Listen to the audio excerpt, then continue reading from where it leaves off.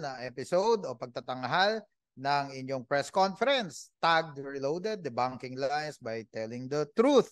At kagaya po ng nasabi ni Angel, napakahalaga pong usapin ang ating topic ngayong araw. At ito po ay may kaugnayan sa radikalisasyon sa mga educational institutions, no? Dahil kagaya nga po ng nabanggit ni Angel, bukas po ay gugunitain natin ang National or International Students Day. Kaya ito pong mga issue or mga issues na involved ang ating mga mag-aaral o mga estudyante sa lahat ng mga educational institutions ay mapapag-usapan natin. Ngunit today we're going to focus on a very specific, very particular issue, which is radicalization in our schools. And itong isa sa guest natin at the very least ay naging kagaya rin po natin, while most of us here or all of us here were once college students, I'm sure lahat man tayo naging college students, ay may ilan na kagaya ko ay from a private institution na radicalize, na recruit or nalinlang at a very, very early age. At least isa sa ating pong panauhin ngayon ay ganun din, Ewan ko kung anong mga isisiwalat niya sa ating ngayong araw at kung paano pinasasakit ng mga kaibigan dati namin na nasa kabilang kampo ang ating mga ulo up to now. And at first hand, nakita po natin front row experience from there and beyond until now. So napakahalaga po niyan.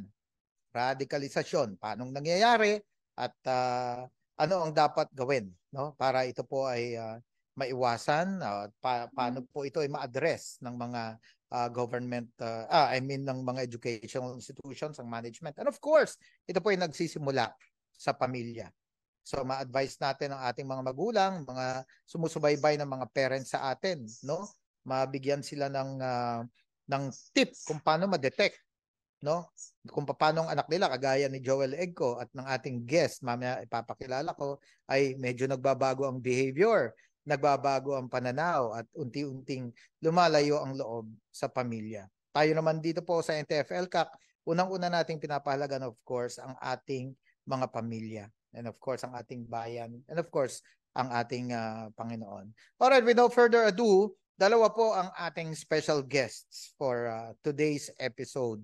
Unang-una ay veteranong mamahayag po ito at matagal kong nakasama sa National Press Club kung saan po ako ay dating presidente. At ito bilib na bilib ako dito sa kapatid ko na to. Kung saan ako pumunta, sumusunod At nung ako po ay naging executive director ng Presidential Task Force on Media Security, siya naman po ay naging presidente ng National Press Club.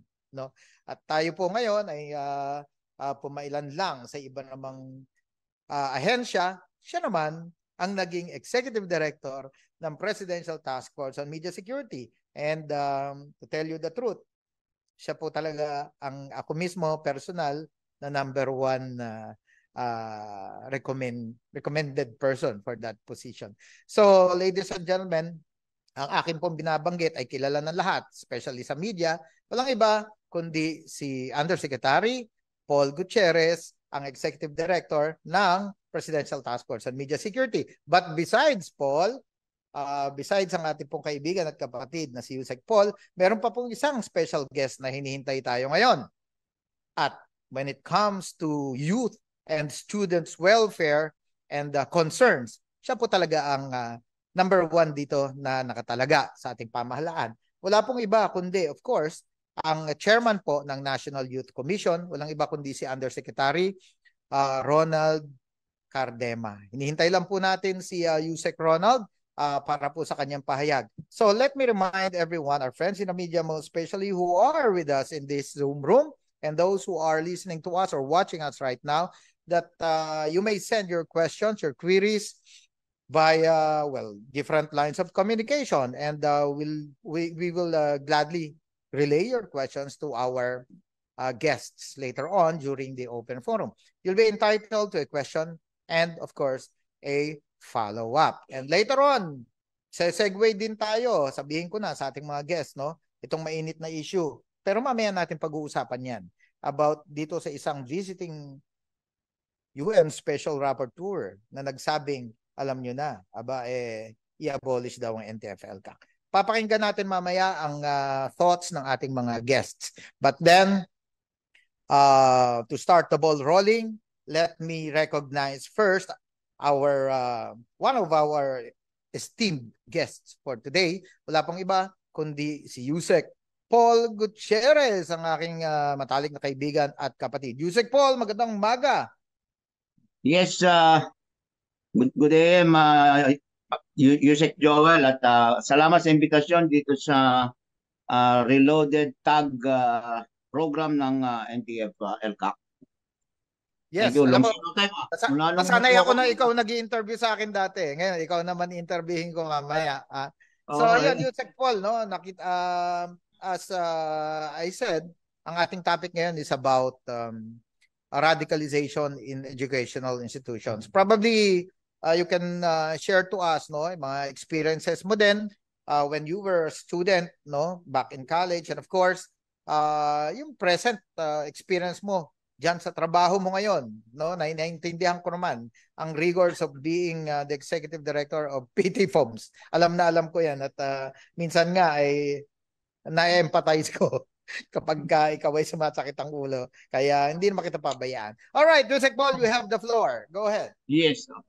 Thank you, no. So bukas pala ay i-celebrate natin yung what's that? Parang National Youth Day, or Student Day tomorrow. So alam po ninyo, alam po ninyo, yung before the show, merong pina-flash na video, no, nagbibigay ng halimbawa doon sa mga estudyante na later on ay naging mga NPA, yung iba ay napatay, yung iba ay nakakulong. No, diyan po talaga nagsisimula yan, magaling po ang mga kalaban ng gobyerno, particularly ang CPP, NPA, sa pagbubuo ng mga printing organisasyon. Sa youth sector, napakarami po niyan, no? Ang naging karanasan ko diyan, siyempre, na-recruit tayo unang-una. Ano pa ito una-una na diyan yung LFS, and then later on sa CEGP, no? Yung CEGP, kung babalikan naman natin, hindi naman partido nagtayo nito, no? Kasi mas matanda pa sa partido ang CEGP, no? But ang ginawa nila rito is consistently to penetrate and control the leadership of the CEGP. Kaya po, kasi dati, nang nag-reunion sa National Press Club ang mga naging miyembro ng CEGP, sinasabi nila, nandiyan si Damirian Defensor Santiago, for example, naging CEGP yung mga yan. Pero that was before the entry of the CPP-NPA in nung tinatog sila noong 1968, and then nung nabuo yung NDF, yung kanilang umbrella organizations. So from there, talagang mararadicalize ka. And I remember yung nanay ko noon na nag-aaral ako dito sa Maynila, no? Lalabas ako ng aming dormitoryo, may dala-dala akong plug ng LFS.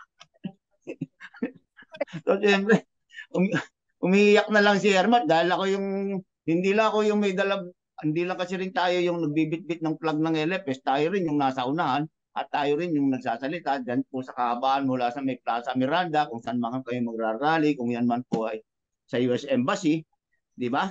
O at that time, sa Moraita, yan po ang malimit na converging point na tinatawag.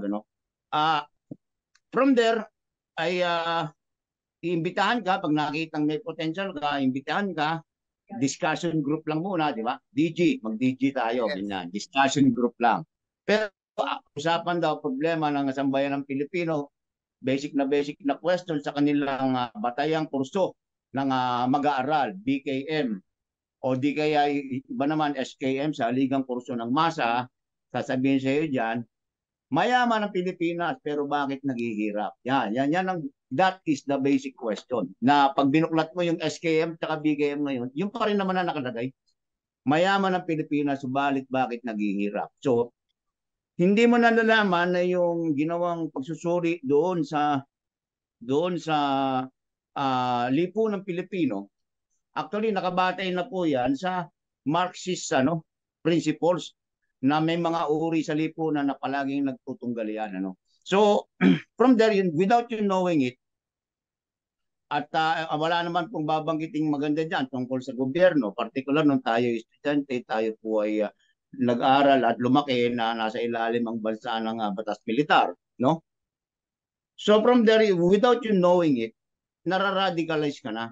And then ang gustong-gusto nga nila dyan, dadaling ka sa isang kilos protesta kung saan sigurado ang dispersal. So, bakit ka kailangang maranasan ng ma-disperse, matransyon, makasingot ng tear gas, sapagkat sa ganitong ay nakukumpirma sa isipan ng ating mga estudyante na talagang pasista ang Estado at pasista ang ating mga pulis at ang ating mga militar. Now, the first thing po na magiging development ng ating kabataan dito, ang unang-una pong bukod sa paglilinya sa iyo sa mga kaisipan at filosofiyang Marxismo-Leninismo ay yung pagsisinungaling. No? Kasi once na nandiyan ka na-recruit ka na sa KM, sa Kabataang Makabayan, ang unang ituturo sa iyo ay paano ka magsinungaling. In what way? Kasi bibigyan ka ng kode. Di ba? So yung lahat po nang itinuro sa iyo ng magulang mo, ng eskwelahan mo, ng simbahan mo, na dapat ikaw ay matapat, honest, buburahin nila lahat yan, ituturo sa iyo ay pagsisinungaling. Di ba? Kasi magkakaroon ka na ng dual life at saka dual personality. Sa umaga, ikaw ay estudyante, sa gabi or sa may iba kang gawain, magkakaroon ng tinatawag na immersion. Kung nandito ka sa Metro Manila, magkakaroon ka ng immersion. Dadaling ka sa mga urban poor communities na kung saan meron na rin silang mga nakatagong mga organisasyon para maramdaman mo raw ang hirap ng mga inaaping mga Pilipino, no. So, 'yun po, yan ang unang-unang ituturo sa ating kabataan, ang maging sinungaling. 'Di ba? Ang maging sinungaling, matututo ka maging secretive kahit sa mga magulang mo, sa mga kapatid mo. And we have seen this so many times. And then later on, pagka sakaling sinuwerte kang makagraduate ka, i-consider ka na ngayon from YS, youth sector, ililipat ka na sa middle forces, di ba? Kasi ka na intellectual ka na, or let's say may maliit ka ng negosyo, meron ka ng trabaho, ililipat ka na sa middle forces. Pero ganun pa rin po ang proseso. Yung itinanim sa iyo ng bata ka pang maging sinungaling ka at tamang hinala lagi sa gobyerno, ay dala-dala mo na yon. Di ba? Dala-dala mo na yon. At kung hindi ka talaga magkakaroon ng self-realization without you knowing it, nandoon ka na. At pag dinala ka na sa bundok, ito nakakatuwa nga no? Kasi nung araw, nung buhay pa yung ating kaibigan, si Carol de Rosal, ako kasi dito ako sa STRPC, no? Southern Tagalog Regional Party Committee, marami tayong kilala mga bossing dyan, mga kaibigan natin. Ang gagawin sa mga kabataan ay paglalaruan ng iyong imahinasyon na kung sasama ka sa kanila, magkakaroon ka naman ng exposure. Yan, exposure naman ang tawag nila dyan. Pupunta ka sa CS o sa countryside, di ba? Mamimit mo yung mga personalidad na nababasa mo lang sa dyaryo, katulad ni Carotier. Di ba? Yung spokesman po ng dating tagapagsalita ng Communist Party of the Philippines na I do not deny na naging isang very close sa kaming dalawa, katulad ng ibang mga naging kasamaan natin sa media ngayon, di ba? Na naging kaibigan din ni Ka Roger. So, pag nandoon ka na, di ba? Lalapitan ka na naman, natatanungin ka, gusto mo na bang sumampa? Yan. Gusto mo na bang sumampa? Ibig sabihin, gusto mo na bang maghawak ng armas? At pag nandoon ka na, tuloy-tuloy ang indoktrinasyon mo, paano ka pa atras? Di ba? Paano ka pa atras? So, pag nandiyan ka na sa sistemang yan, nag-decision kang bumaba, alam mo naman, doon sa lugar ninyo, meron ding mga existing mga front organizations doon, na kung saan malayang nakakagalaw ang mga operatiba ng mga teroristang grupo, babalikan ka sa bahay mo. Di ba? Kukulitin ka na naman, kukumbinsihin ka na naman Kung sasabihin mong, "Hindi, Bok, medyo talagang ayaw ko na, dito na lang ako, gusto ko na nga magbagong buhay." Okay lang 'yun. Pagbibigyan ka nila, pero bibigyan ka ng mga magagaan na trabaho. Halimbawa, Bok, may ipapatago lang sa iyo na ilang dokumento o ilang mga gamit. And before you know it, nandoon ka na naman ulit sa ganong kalakaran, sa ganong sistema. And then, you realize later on, gumastos ka ng 5, 10, 15, 20 taon sa kilusan, walang nangyari sa buhay mo. Kasi dito, hanggat walang final victory, wala ka namang pensyon eh. Di ba? So, pag nanalo, may back pay ka. Pero 55 years nang ongoing ito eh. Di ba? 55 years nang ongoing ito. Yung mga fundadores na tinatawag nila, yung mga original founder po ng partido, pag hindi namatay, di ba? Ay hindi mo na rin makakausap ng matino kasi may demensya na. Di ba? Tapos yung mga second liner na tinatawag nila diyan, di ba? Yung mga second liner na tinatawag mo na diyan, pag hindi rin naman nakakulong, di ba? Patay na. Di ba? Yung iba naman, tahimik na naglaylo, and then later on, mabubungkal lang ating militar, makakasuhan. Di ba? So, this is a no way out situation, mga kababayan, na dinanas po natin at pinagdaanan po natin. And on my part, I realized na, sabi ko, paano naman ang aking mga anak? Paano naman ang aking mga apo? Paano naman ang bayan ko? Ganito na lang ba tayo? Di ba? At alam po ninyo, pag nakakausap ninyo yung mga dating rebelde na seryosong bumalik na sa gobyerno, ano ito eh, yung po kasing yung pong inilalabas na kalatas, di ka nga, mensahe ng partido every December 26, komprehensibo daw ito eh, di ba? Nandun yung national situation, saka global situation, no? Pero yung tanungin niyo mga dating mga dedikadong nag-ano diyan, lalo na po sa lugar ng Mindanao, na nakakausap. Si Basin Noel Canuel Ligaspi, di ba? Ito po yung naging spokesman pa ng NDF. Nagtataka siya, at ganito rin ang naging pakiramdam ng ating mga kasamaan dito sa Southern Tagalog na tahimik na bumaba at nagbagong buhay, na yung tinatawag nating armed struggle na strategic stalemate, di ba? Strategic defensive, strategic statement, and then strategic counteroffensive. Ito po ang dinidikta ng doktrina ng militar ng CPP and PA. Una muna, tayo ay nasa strategic defense kasi mahina pa tayo.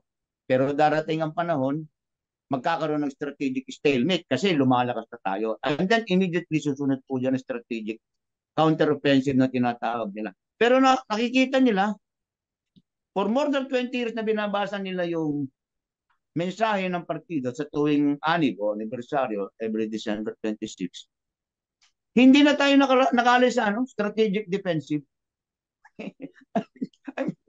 I mean, 20 taon na ako dito sa bundok. Ang dami ko nang sinakripisyo. Buhay ko, pamilya ko, kinabukasan ng mga pamilya ko nagmamahal sa akin. More than 20 years ako dito. Strategic defensive pa rin tayo. Di ba? Ano po ang masasabi nating conclusion dito, mga kababayan? Simple lamang po, at the end of the day, ayaw po ng Pilipino yung kanilang ganong sistema. It has really, alam mo, Yusek Joel, di ba dapat ito maintindihan ng mga kapatid nating nandiyan pa rin sa armadong pakikibaka. Ayaw ng ordinaryong tao.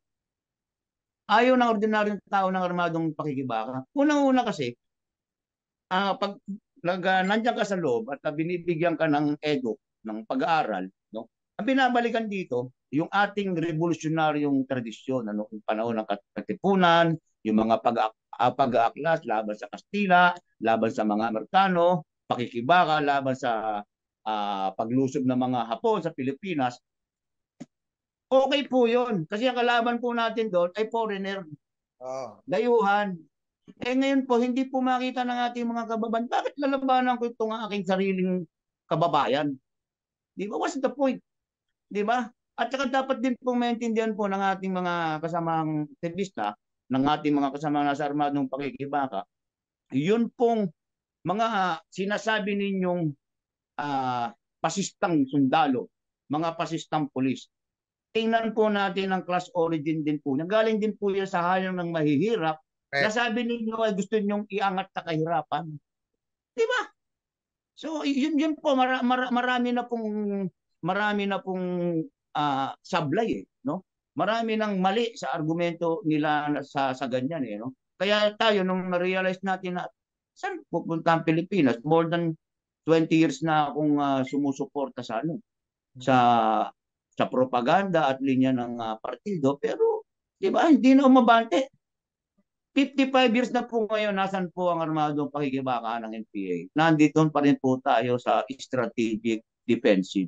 Puro defensiba po tayo. Lalo na ngayon, na mula po sa mahigit 125 frente ng CPP-NPA nung kasagsagan po nito. I believe tatlo na nga lang. Di ba? Tatlo na nga lang ang gustong estratehikong larangang guerrilla na gusto nang tapusin ng ating gobyerno. With that, kailan pa kayo? Kasi po, theory ito ni Mao Zedong di ba? Which is, sa konteksto po ng China, epektibo. Di ba? Surrounding the cities from the countryside. Di ba? Nandun po kayo sa Samar, nandun po kayo sa Mindanao. Ang sinasabi pong city dito, Metro Manila. Di ba? So, ilang dekada na naman ang aabutin bago kayo makalapit ng Metro Manila. Di ba? So, futile po yung armed struggle na sinasayang po ng ating mga kabataan ng kanilang buhay sa paniniwala sa isang ideolohiyang talaga naman pong sablay. Yung bossing ninyo, tigok na. Di ba? Tigok na nga Ano yan Kubkubin ang kalunsuran, ang kanayunan tungo sa kalunsuran, pero hindi sinabi may dagat pala sa pagitan. Sa pagitan. Paano po kayo? Paano mangyayari na? And ito rin ano rin po natin ito. Maganda po ang gusto nating ipaglaban maganda yan, pambandang nationalist industrialization, genuine agrarian reform. Okay po lahat yan Di ba? Pero tingnan po natin yung nagbago ng konteksto ng ano natin Unang-una nga po ulitin ko, ayaw po ng tao. Kasi kung gusto ng tao, I mean, ikaw, Yusek, pares tayo nag-aaral ng kasaysayan, di ba? Balikan natin, anong revolusyon lang inabot ng 55 years at hindi pa rin tapos? Next month. Di ba? Wala. Strategic surrender na dapat Kaya nga ngayon, ngayon, nabalikan natin yung naging recruitment po sa mga kabataan, no? So, ang una pong itinanim sa utak nila ay pagiging sinungaling. Di ba? Huwag po natin kalilimutan yan. Yung mga anak po ninyo na nandyan po at ika ngayon nakikita ng potensyal ng mga front organization po na CPP-NPA. Tanungin niyo po ninyo ng simpleng bagay.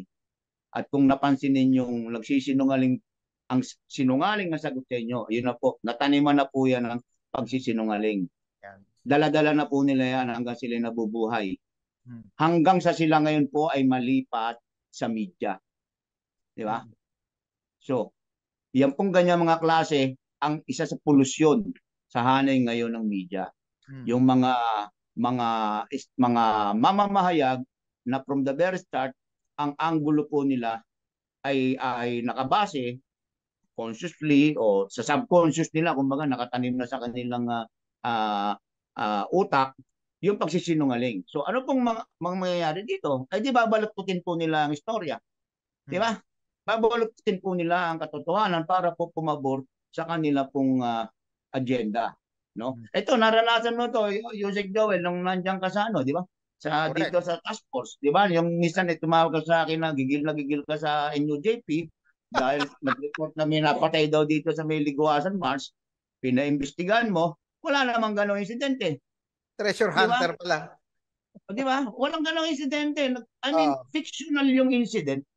Pero nag-press release po sila at pinatulan ng national media, ng national at local media, ng international media, di ba? Yung nangyari naman dito, nung ako yung nakaupo dito po yung nangyari sa Leyte, ito po yung nag-viral, di ba? Ang press release naman nila dito ay mga giorno survive being fired upon by the police. Binaril daw ng police. Hindi rin po totoo yun. Wala pong nangyaring ganun. Napamamaril ng police sa mga nagpapakilalang giorno. Yan po ba ay istorya o insidente or what, di ba? Bakit po nagaganon? Kasi nga, tingin ko dito, yung mga gumagawa ng ganitong mga kwento, bata pa sila, tinuruan sila maging sinungaling. So nadala nila sa trabaho nila. Tama. Di ba? Yan po yun eh. So sila po ang isa sa polusyon. Ngayon, Oh, sa hanin ng media na nagpapagulo po ng ating, na nagpapapangit po yes. ng imahe ng ating gobyerno at ng ating pong bansa. No? Ngayon, anong bottom line nito? Yusek Ego, alam natin pare-pareho ito, di ba? Ang bottom line po kasi nito ay pitsa. Hindi po pitsa pa ito Ito po ay pera. Euros at Pinagkakakitaan po ng dollars. mga ito ang masamang imahe ng Pilipinas. Di ba? So, sa atin pong mga kabataan, napakarami pong paraan upang ma-express po ninyo ang inyong sentimiento kung meron man laban sa gobyerno. No? Wala pong problema niyan kung gusto nyo mag-rally kayo dyan sa Mindiola. Hindi, I believe na knowing the character of our president, even President Duterte, di ba? Kung mag-rally ka dyan, magmahagapan, magdamag, wala kami pakialam sa iyo, magsisigaw ka dyan. But be careful po na ang linya, ang hanin ninyo, baka hindi ninyo alam, ay infiltrated na. Tama. Di ba? Ay infiltrated na. Di ba? Biro mo, matatawa ka magra-rally ang mga yan. Bukas, Yusek Joel, magpustahan tayo ng isang bucket ng beer. Pag nagrally bukas yung mga kaliwa na tinatawag dyan sa Moraita, pag nakakita ka nila na Free Palestine na ano na Placard. na placard, huwag ka na magtaka. I mean, di ba? Anong kinalaman naman ng giyera sa Gaza? Sa kalagayan ng mga estudyante sa Pilipinas at kabataan, di ba? Makakita po kayo ng ganyan mga talaga pong medyo dapat po mag-isip na tayo. Di ba? So wala pong problema. Tayo po ay nasa demokrasya and garantisado po ang ating karapatang magpahayag, no? Pero pagka po nakakakita po kayo ng ganyang mga linyada sa mga placard, sa mga streamer, di ba? Mag-isip na po tayo sapagkat hindi na po ito tumutugma sa tamang paraan ng pagpapahayag ng ating mga saloobin dahil ito po ay meron na tinatawag na political line. Yan. No? Linyado na po yan. Yan ang natin dyan. Pag nakakita rin po kayo, yung pong mga vendor dyan, halimbawa magkakaroon ng malaking demolisyon kasi may i-rehab yung kanilang palengke, nagrarally ang mga vendor. At makakakita po kayo dyan ng mga placard na diktadurang US Marcos, ibagsak. Ano naman po kinalaman yan? Di ba? Sa problema ninyo na i-demolish yung i-rehabilitate yung mga palengke ninyo. Nakakakita po tayo ng ganyan. Ang problema rito, Yusek, di ba? Yung karamihan sa ating mga kababayan, hindi pinapansin yun Oo. Di ba? Pero dapat po sa panahon ngayon, maging mapanuri po tayo. Di ba? Mapanuri po tayo sa dinadalang agenda at ipinopropaganda ng sino mang grupo. Di ba? So, kasi po pagka one of the mistakes siguro din yan ng ating media, ng ating mga mapanuring mga kababayan, yung tahimik lang sila Di ba? Correct. Very passive, no? Di ba? And I do believe, Yusek, na kung yung unang administrasyon ni Pangulong Marcos, justified po ang pagdideclare ng martial law, by the way.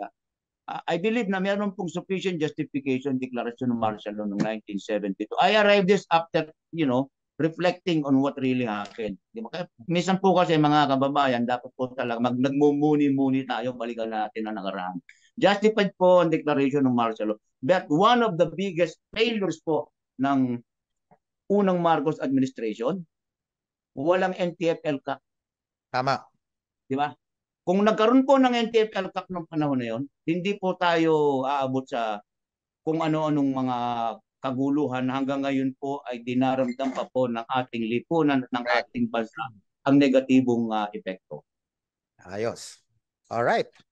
Ayun, at nabanggit mo yan, Yusek Paul. Mamaya, pag-uusapan natin yan, kasi meron ngang visiting misinformed foreigner, sabi ni Senator Bato de la Rosa, na nagsasabing, wow, dapat daw i-abolish ang NTF-El CAC. Pero mamaya natin pag-usapan yan.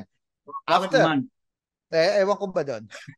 Mamaya, bibigyan natin yung context. But at this point, Jose Paul, no, dumating na rin ang ating isa pang panauhin. Isang guest natin for today's episode ng TAG.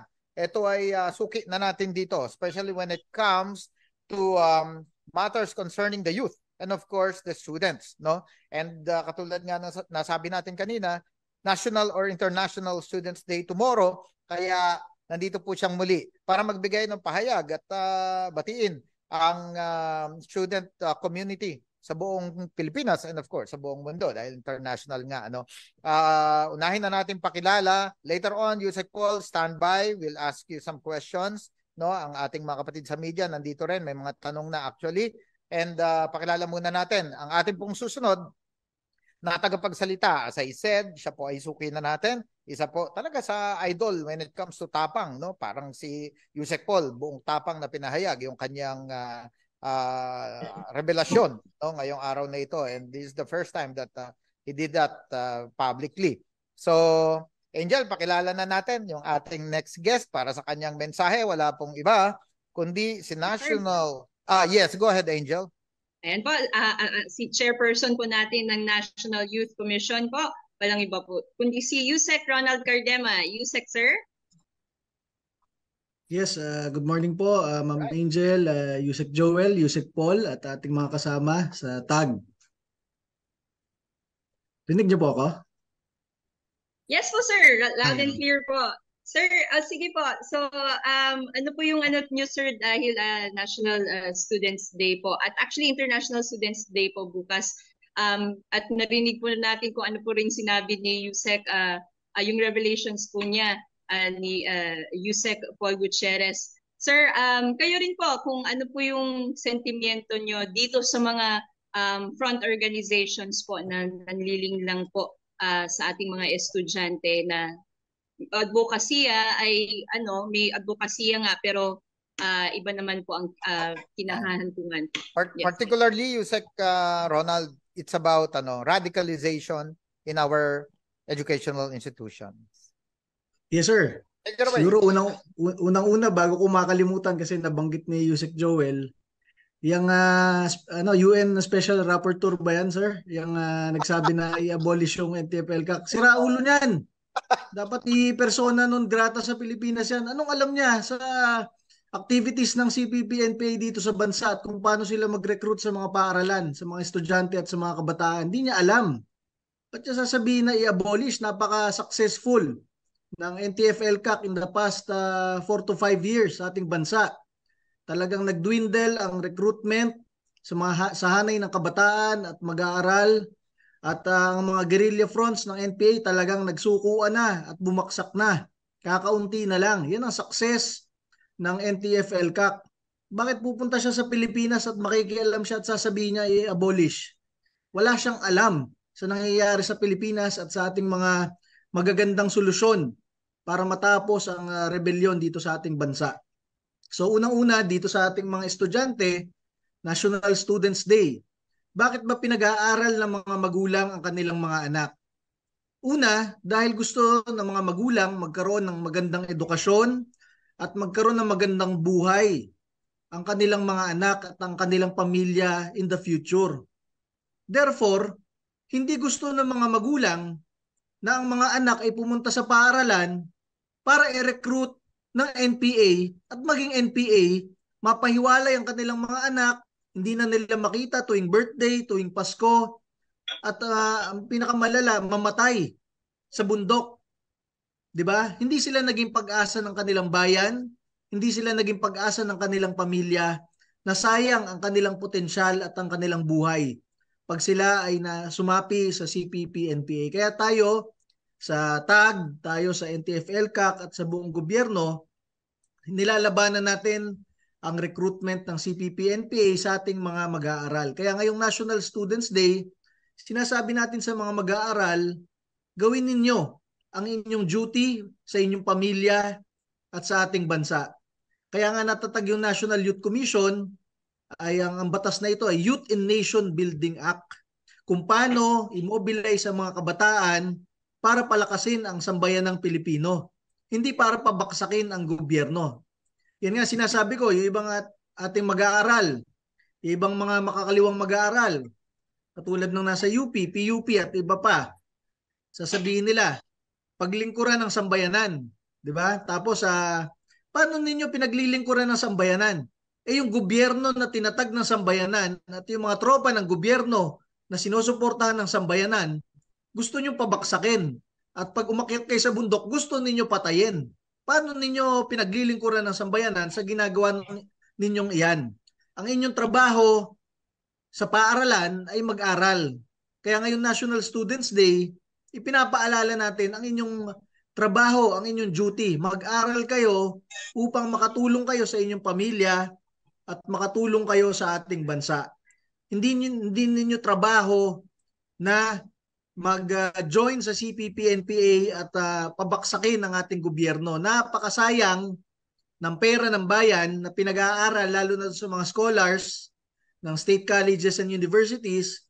Pinag-aaral kayo ng gobyerno, pinag-aaral kayo ng sambayan ng Pilipino, pero ang inyong goal ay mag-join sa NPA at pabaksakin ng gobyerno at ang sambayan ng Pilipinong nagpapaaral sa inyo. Hindi nyo sila pinaglilingkuran sa ganyang pinaggagawa ninyo.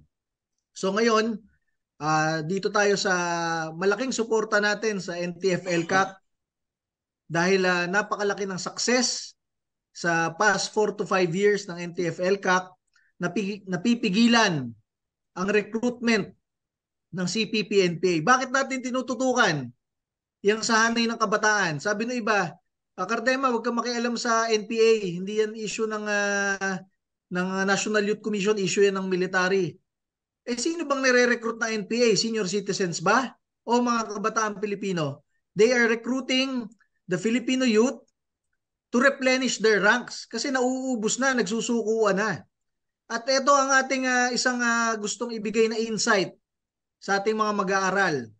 Hindi ko lang sinasabi to bilang chairman ng National Youth Commission. Sinasabi ko to bilang isang member dati ng League of Filipino Students at ng Kabataan Party List mismo sa UP. Ako yon mismo. Yung aking 3 batchmate namatay na as NPA. Kaya nga kaya kong debatihin, ito sina Raul Manuel, sina Kaloy Zarate, itong sina ACT teacher sa Franz Castro na makapalang muka, kinasuhan pa ang dating Pangulong Duterte, na alam natin kung sino talaga nagre-recruit papunta sa hanay ng NPA. Sasabihin nila sa akin dati, Cardema, tumigil-tigil ka, wala kaming kaugnayan sa NPA. After 1 week, namatay yung anak ni Bayan Muna Congresswoman Colyamat, daughter niya, bilang NPA. Bunsong anak na babae, namatay bilang NPA sa bundok. Sasabihin niyo, walang kaugnayan. Ano yung opisyal ka ng gobyerno, hindi mo alam na NPA yung anak mo? Anong klase kang nanay? Anong klase kang opisyal ng gobyerno? Kahit si anak pawis congressman na Ariel Casilaw, yung kanyang kapatid, na-aresto rin, dati ring NPA. Di ba? Kaya sasabihin nila, bakit kayo nagre-recruit sa mga kabataan Pilipino? Ipadala nyo na muna yung buong pamilya nyo sa bundok.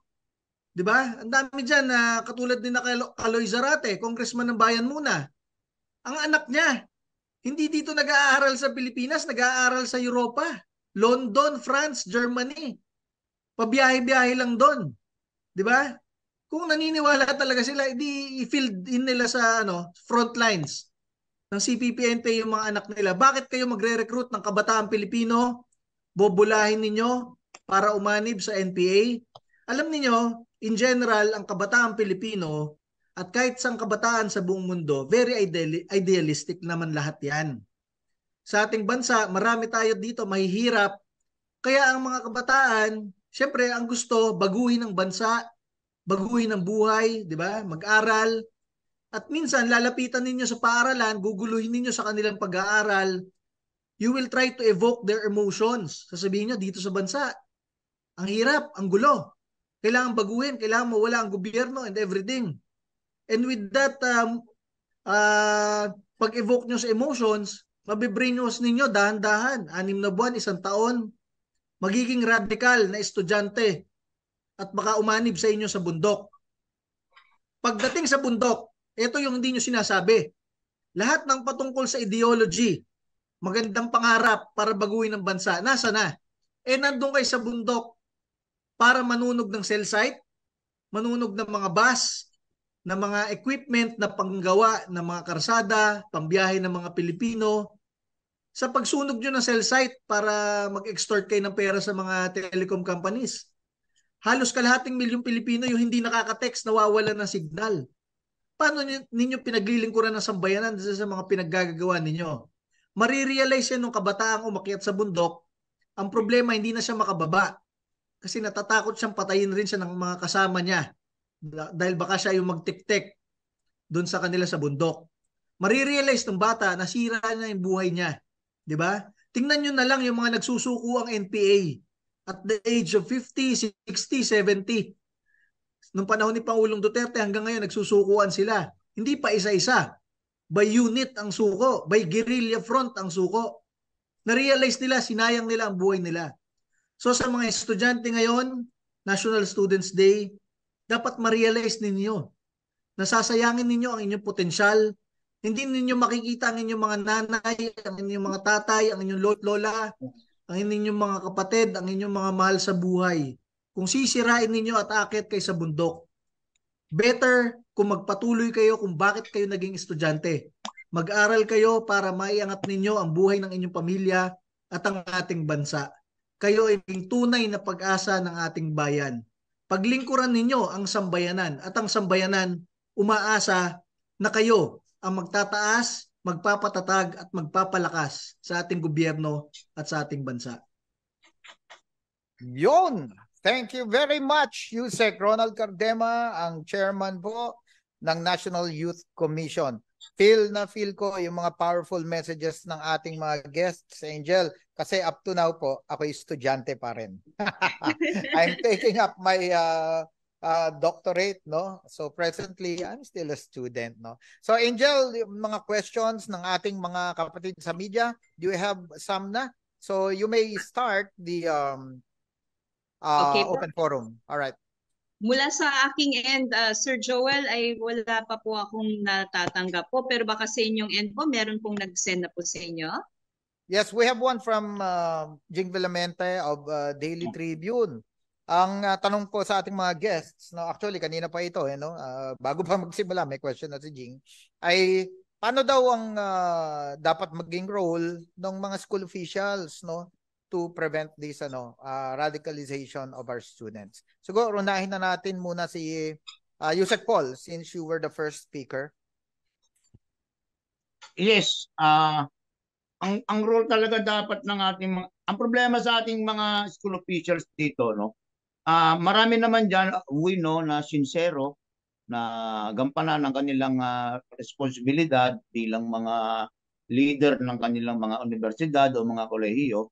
Pero ano din gusto nating ipaalala na lahat ng sektor ng lipunan wala pong pinaligtas wala pong pinaligtas ang infiltration at recruitment ng CPP NPA, you know. So kung ang pinakamaganda pong dapat gawin po dito ng mga school officials sa tingin po natin, sila po ay maging mapagbantay kahit po sa kanilang hanay, no?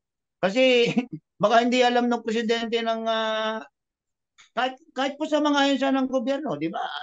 Yusek Joel, maging vigilant po tayo at mapagbantay because hindi mo alam ang history ng katabi mo o ng deputy mo. Di ba? In fact, meron pa pong mga ahensya ng gobyerno, hindi ko na lang po babanggitin na minsan, ito alam ko, naranasan mong maasar din o ma-frustrate. Nararanasan ko ito ngayon, gagawa tayo ng kasunduan, MOU or MOA, no? Mabuti na lang, we're carefully checking from our end. Makikita mo yung mga provision na, ano, na ang pag pinatupad mo, ay hindi pa pabor sa gobyerno.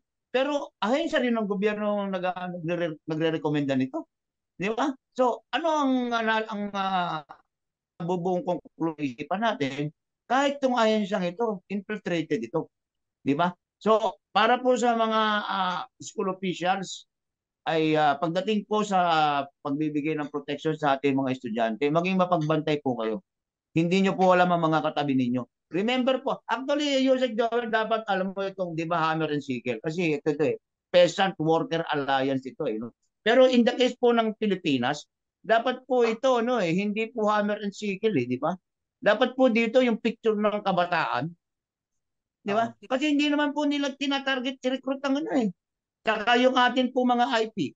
Oo, peasants and Hindi naman po labor. nila tinatarget recruitin ng mga manggagawa at magsasaka. Ang tinatarget po nila consistently since 1964, nung itinayo po itong Kabataang Makabayan, which was the precursor of the CPP, founded 4 years later in 1968. Ang tinarget na po dito ay kabataan. Di ba? And then later on, particularly nung nagkaroon na ng expansion, middle 70s, ang partido nagpunta dyan sa Mindanao, sa mga remote areas po ng ating bansa, na tinatawag nating mga gida. Gida ngayon yan, tawag natin dyan, Yusek, di ba? Yes. Geographically isolated na and mga communities. disadvantaged areas. Ang tinarget naman nila yung ating po mga katutubo, ang mga indigenous people po natin, di ba? Kaya dapat itong flag ng CPP-NPA, palitan ito eh. No? Siguro palitan ito ng libro at saka ng siguro yung kalasag ng ating mga native na tribo. Dahil hindi po sila nakapokus sa recruitment ng manggagawa at magsasaka. Nakapokus po sila sa kabataan at sa mga IT. Di ba? So, deceptive po talaga ito eh. Now, ulitin ko po, dahil lahat po ng sektor ng lipunan ay infiltrated po ng CPP-NPA. Wala pong pinalibre. Walang pinalibre. Di ba? Ang tanging magagawa po ng ating mga school officials, maging mapagbantay po. Kahit sa kanilang sariling hanay. Tama. Nabanggit mo yan, yung sariling hanay, dahil sila rin mismo, di ba? Ang hanay ng mga guro ay mamaya, discuss yan din ni Yusek Cardema. So, Chairman Cardema, your take on the same question. It's about yung school officials, no? Paano ba ang dapat gawin ng mga school officials to prevent radicalization? Or trabaho ba nila yan o hindi ba nila trabaho yan? Tama yan. Buti na brought up niya yan, sir. Papaimbestigahan natin yan kay Congresswoman Cardema sa Kongreso. Bakit? Naalala ko nung pumapasok ako, may klase ako dito sa UP Diliman. Nandun mismo sa blackboard. Chalk pa yung gamit nun eh. Nakalagay, mabuhay ang bagong hukbong bayan. So habang nagsasalita yung teacher, nakalagay sa likod niya, mabuhay ang bagong hukbong bayan. So, dun pa lang, ano yun? Di ba? Hindi lang niya aminin na siya mismo yung nagsulat. Walang umaamin kung sino nagsulat. Pero the influence, your authority as a teacher, by tolerating that, kitang-kita mo kung anong leaning mo. Di ba? Pinapasweldo ka ng sambayanan at ng gobyerno.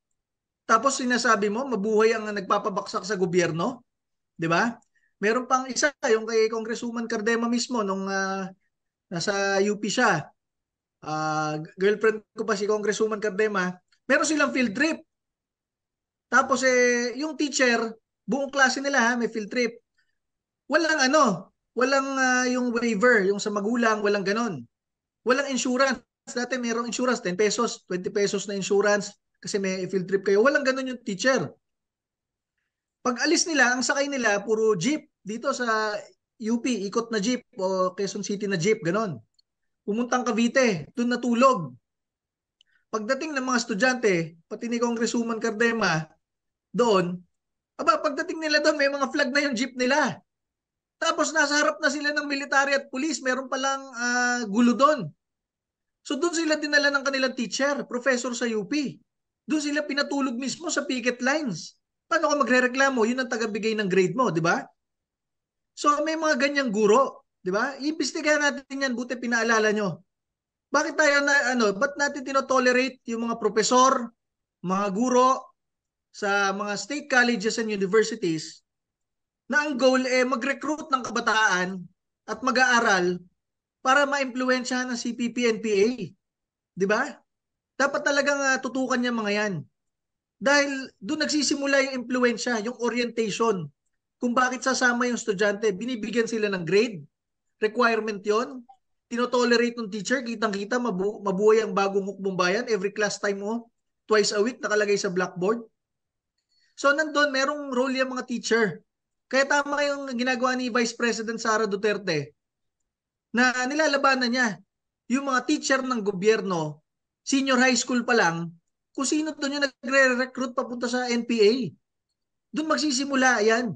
Kaya dito sa ating National Students Day, hindi lang natin nilalayo ang impluensya ng CPP-NPA sa ating mga estudyante. Tinitingnan rin natin sino yung mga guro na matagal nang naka-infiltrate sa mga paaralan at nagpo-propagate nitong recruitment at impluensyang ito papunta sa CPP-NPA. Ganda. All right. Thank you very much, Chairman Ronald Cardema of the NYC. So that leads us to the follow-up question from Jing. Yusek Ronald. Ano daw ang pwedeng sanction sa mga yan? I-check natin kung meron bang kaugnayan sa Anti-Terrorism Act yan ganyan. Because bakit mo tinotolerate na isama ang mga estudyante, pinag-aaral pa ng gobyerno, pinag-aaral pa ng sambayan ng Pilipino, kaysa mapunta sila sa nation building, doon mo dinadala kung saan kakalabanin nila ang tropa ng gobyerno. Si Congresswoman Cardema, nagulat na lang nandun siya eh. Kasi dinala sila ng teacher nila doon pa sila pinatulog. 'Di ba? Hindi alam na ng estudyante kung anong gagawin kung meron kang ganung mga guro at profesor na nililid ka talaga doon, isinasalang ka talaga sa bala ng kanyon. Tapos pag ikaw yung nadali doon sa picket line ng gobyerno, sasabihin mo sa estudyante mo, yan, ganyan kasama ang gobyerno. Si Raul ba yung teacher? Teacher nga siya ng gobyerno eh. 'Di ba? Sumesweldo nga siya sa gobyerno eh. Sana umalis na lang siya sa gobyerno kaysa gamitin ang resources ng gobyerno para mag-impluwensya ng mga estudyante na pinag-aaral ng gobyerno para lumaban sa gobyerno. Katulad rin niya sa Kongreso eh. 'Di ba? Kung kayo may kaugnayan sa CPP, NPA, yung mismo mga kamag-anak ninyo ay NPA, wala kayo dapat dyan sa Kongreso. Ginagamit ninyo yung resources ng gobyerno para suportahan at tulungan yung mga nagpapabaksak sa gobyerno. Maglolokohan pa ba tayo na red tagging lang yan ng gobyerno natin? Nandiyan na lahat na ebidensya. Wala namang ibang nagre-recruit kundi yung mga grupo nila. Alam natin yan. Kaya tayo meron ganito, truth tagging, itong tag. Alam na natin yan, sir. Correct. Thank you very much, Ronald Cardema, Chairman Ronald Cardema. Yusek Paul, your take on the same question. Paano daw pwede i-sanction nitong ano? Ano ang dapat gawin? I understand Yusek na di ba, na at a certain level lang yung panunungkulan sa gobyerno. Meron kang out of office no. So, di ba? Violation yan ng out of office mo eh. So, siguro ang immediate sanction diyan administrative. Di ba? Administrative sanction on the part of the university management na meron kang out of office, particularly kung nasa public sector ka, di ba? Yeah. Malinaw yung pinirmahan mo doon, yung in our case niya, di ba? Nakanotaryo pa yan, di ba? So, administratively pwede kagad kasuhan yung mga yan. Di ba? Yan ang fastest way na na nakikita natin. Although ang maniobra ng mga ito, alam mo na, lalo na uso na social media, di ba? Kukuyugin ka eh. Di ba? They will be applying pressure to you na kung ganun ang balak mong gawing bigyan ng administrative sanction itong mga sabihin na nating mga subversibong elemento sa loob ng burokrasya o sa ating academe, magkaka-ano ka naman, di ba? Magkaka-problema ka in the sense na kukuyugin ka. Di ba? Pero it really takes will, di ba? Kailangan lang matibay yung paninindigan ng liderato na ituloy yung para magbigay ng example. Yes. Di ba? Tapos sasabihin na nagba-violate ka ng due process. Teka muna. Siya na nga nauna nag-violate ng office niya eh. Di ba? So siguro yun yung napapansin ang nakikita kong isang mabilis na remedy doon, Yusek. Yes, okay. Thank you. So that's insofar as public school teachers are concerned, no? At syempre, meron din yung mga private school teachers no, na maaari siguro tama si Chairman Ronald na pag-aaralan yan kung ano ang mga pwede. May existing laws naman tayo diyan, no? Yes. I-relate ko lang yung nung one time kamakailan nagpunta tayo dito sa Davao, no? Kung saan nakausap natin yung ibang abogado nung sila yung mga nag-aaral pa. Graduate ito ng Ateneo, by the way. Tapos napag-usapan namin yung background, personal background, ganyan. Ano. Nagulat siya na dati pala tayong aktivista, no? At alam mo, ito ang maganda lang ating kadre. In relation sa sinasabi ni Chairman Cardema. Kasi sa kanila, in their case naman, pinasama sila sa EDSA anniversary. EDSA 1 anniversary. Pinasama sila, nagmarcha sila dyan sa kahabaan ng EDSA. Kasi merong puntos, may grade. Wow. Di ba? Bibigyan sila ng grade pag sumama sila sa rally. So, yan po ang ginagawang maniobra ng ibang mga nasa academy natin, na yung mga estudyante bibigyan ng magandang grade, di ba? Pag sumama po sa mga kilos protesta laban sa gobyerno. Ito, isipin mo to, Yusek Joel, mga law student pa ito, di ba? And katulad ng sinasabi ni Chairman Cardema, wala rin silang magawa kasi gusto rin nilang magkaroon ng magandang grade. Yon. Okay. All right. Thank you very much. Very well said, Yusek Paul Gutierrez. And Angel and our guests, our friends from the media, if you have no more questions, I think we're going to proceed to wrapping up this press conference. But before that, pakicheck din uli, Angel, baka merong nagte-text sa'yo or nag-message via Facebook. But before that, siguro, let's take this opportunity to get naman let's take this opportunity to get naman the insights of Yusek Paul Gutierrez do sa una nang binanggit ni Yusek Cardema about dito sa visiting UN Special Rapporteur daw, parang Paul, na sinasabi na i-abolish daw ang NTF-ELCAC, disband dahil daw hindi na daw ito tapat sa mandato nito base sa sumbong ng mga nakausap daw nilang grupo. Well, kung sino man yung mga grupo na ito, yun ay sila lang ang nakakaalam. So ito ba yung special rapporteur na si Irene Tan? Ian. I think it's Ian Fry. Iba to. Kasi ang pinag-ahandaan naman natin kasi, Yusek, yung pagbisita ni Miss Irene Tan, UN Special Rapporteur on Freedom of Expression and Opinion ngayong January. Akala ko yun yung sinasabi mo, no? Pero anyway, tama po si Chairman Cardema dyan. Ano bang alam nila sa nangyayari dito? In fact, but if we dig deeper into this, di ba, Yusek, dito natin makikita na marami pa rin, bagaman marami ng tagumpay ang NTF-ELCAC, marami pa tayong dapat gawin kasi dito natin nakikita na nakokontrol ng mga kaaway ng gobyerno ang narrative kahit sa labas ng bansa. Kasi kung itong special rapporteur na to ay well-informed, hindi siya abot sa ganyang conclusion Di ba? Kasi nangyayari dito, nakikita natin dito, yung version lang ng mga propagandista ng CPP-NPA ang natatanggap niya. Di ba? Na impormasyon. In other words, kaya ako nasabing marami pa tayong dapat gawin. Kasi nga, pagdating sa international liaison, magaling itong mga ito. Di ba? Ito ang dapat nating ma-counter. Di ba? So, kaya hanggang Hamas nakakarating yung placards nila. Nevertheless, di ba? Nevertheless, he has no business making those recommendations.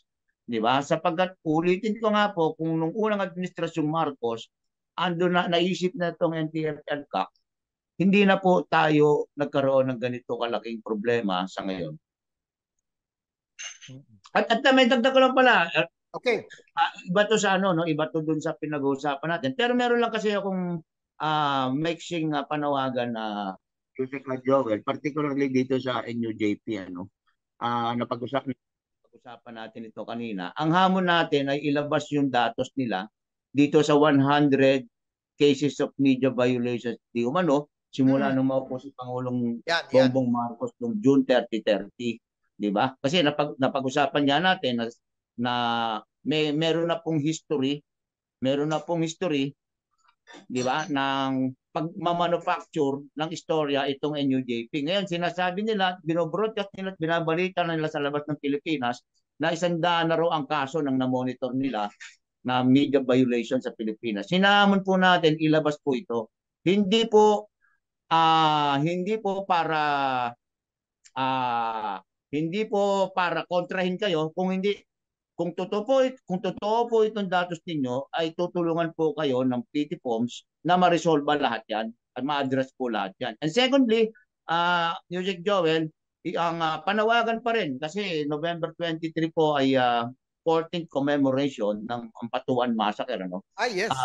Yung hamon sa kanila ng mga pamilya doon na nung ikaw ay nasa PT forms ay palagi mo ring sinasabi sa lahat ng organisasyon ng media, ilabas na po ninyo ang inyong audit report dito po sa milyones na nakolekta ninyo para po sa mga biktima ng Ampatuan Massacre. Di ba?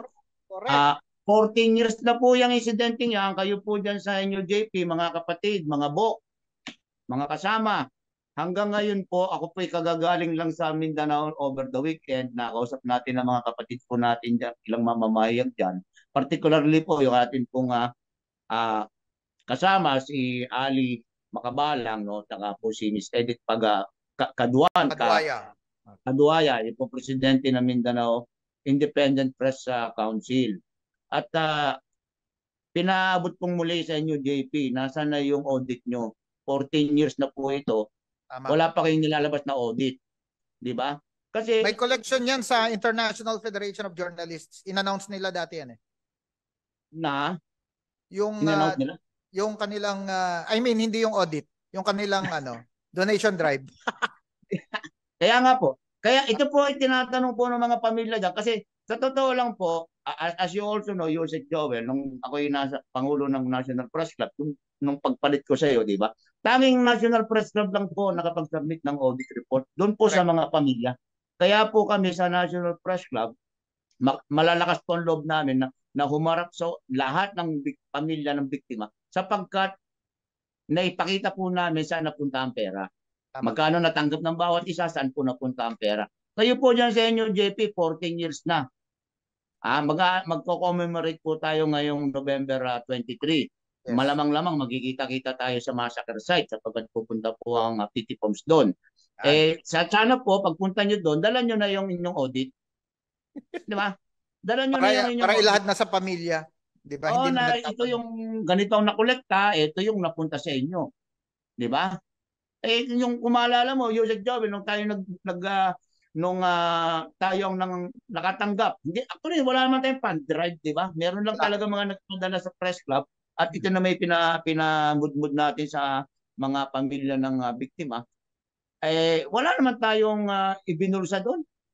Nakita naman ng pamilya na yung kahuli-huli ang sentimo tinanggap po ng NPC for the families of the victims, ibinigay po namin na lahat yan.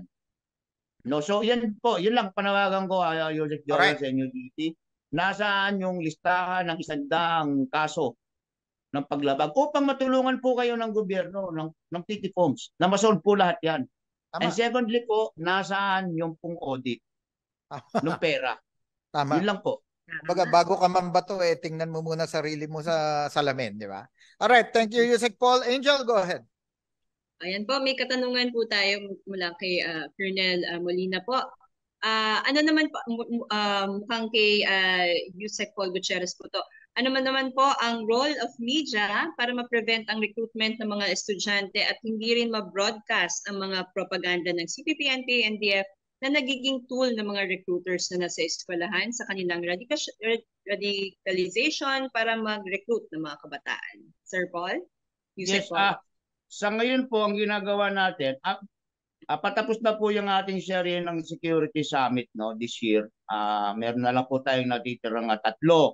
Pero sa mga Security Summit po na ginagawa po ng ating ahensya sa ngayon, ay kasama po sa kinukumbida natin dito mga estudyante. No? Hindi lang yung mga professional media, sinasama na po natin ng mga estudyante. Now, for next year po, meron tayong mga binabalak ulit ng mga regional media summit po. We will make sure na ito pong aspeto ng ganito ay makasama po sa ating lecture, no? And then of course we'll focus on the youth sector, no? And in fact, tayo po ay nakahanda na magpunta sa mga universidad. Siguro kami dalawa ni Chairman na Cartema, no? Kami po ni Yusek Joel. Kung kayo po may imbitasyon at ako po may pagkakataon, ay may panahon, ay pupunta po ako kung saan mang universidad yan para po makatulong po sa pagmumulat po ng isipan ng ating mga kabataan. At ito po, ini-encourage ko rin po ang lahat po ng national media organizations, no? Ang KBP, ang National Press Club, no? At saka po lahat po ng mga partner media agencies ng task force na bumaba rin po sa mga eskwelahan, di ba? Kaya naman nilang gawin yan eh. And siguro for once, may magawa kayo mabuti, yung mga kapatid natin sa inyo JP, bumaba na rin kayo dyan sa mga university at magturo kayo ng responsableng pamamayag. No? Kasi marami, we acknowledge marami namang magagaling magsulat yan eh. No? Magagaling na editor. No? So, yun ang ating sinasabi, Yusek Joel. Next year po makakaasa po kayo na i-broaden po natin ang audience at saka po yung ating lecture para po maisama ang interest po ng ating mga kabataan. Okay. Dito sa katatapos po nating Media Security Summit sa Tagaytay na ginanap natin itong November 7, marami pong participant galing sa mga universidad sa Batangas, nice. Saka po sa Cavite. Good.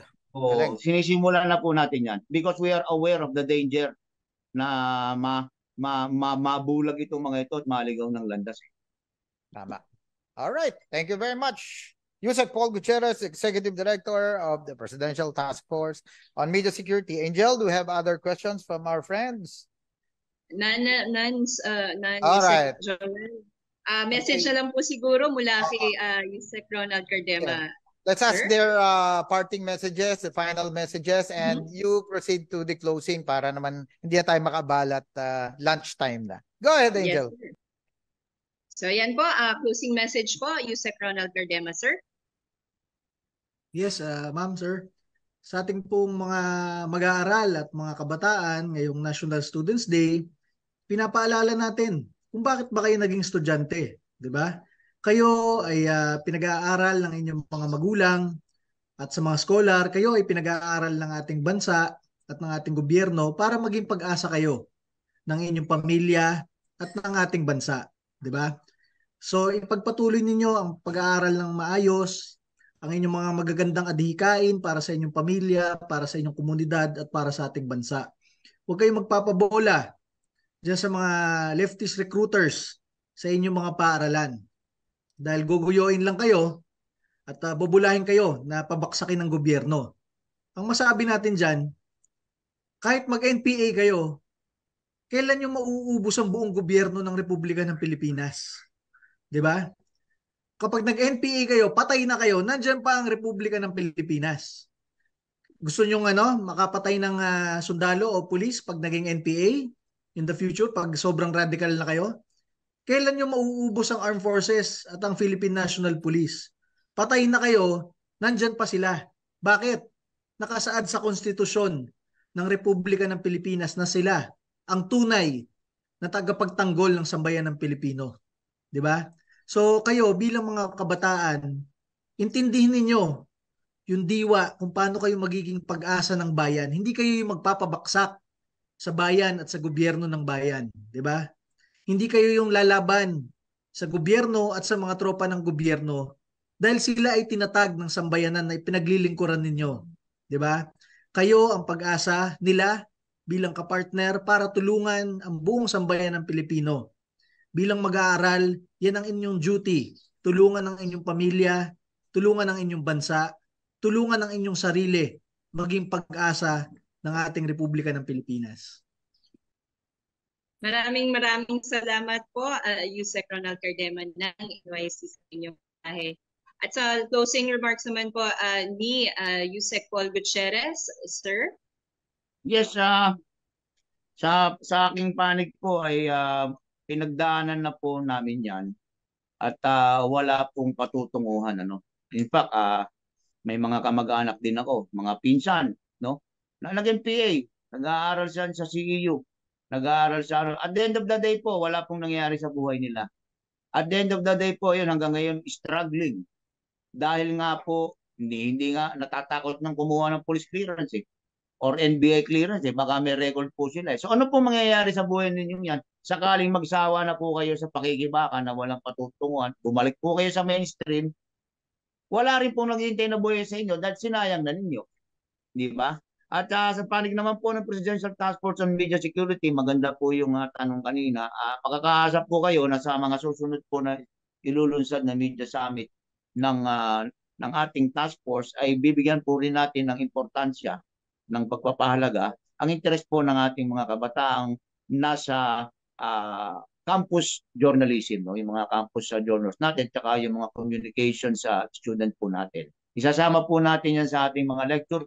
And again po, kung meron pong imbitasyon at kaya po ng ating oras, pupunta po tayo sa mga universidad para po magsalita sa harapan po ng ating mga estudyante. Yun lang at Miss Angel at Yusek at Joel, Chairman ng Akardema, masarap na tanghalian po sa ating lahat. Ayan po, maraming salamat po, Yusek Paul Gutierrez, sa inyong mensahe. Thank you. Ayan po, maraming salamat sa inyong lahat sa pagpapanood ng ating online press conference na Tag Reloaded. Again po, maraming salamat po sa ating mga panauhin na si Yusek Ronald Cardema ng NYC at Yusek Paul Gutierrez ng PT Foams. Huling paalala po, bago tayo magtapos po, hango na rin po sa mga mensahe ng ating mga panauhin. Mahalaga ang pakikiisa sa mga kabataang organisasyon at kahit anumang organisasyon na nagtataguyod ng kani-kanilang advokasya. Subalit, mahalaga rin na mag-ingat tayo sa pagpili ng samahan.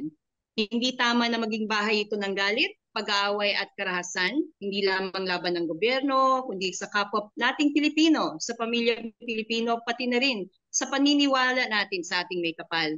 Ang tamang pagsusuri at kritikal na pag-iisip ang magiging susi sa isang mas makatarungan at maayos na kinabukasan para sa ating bansa.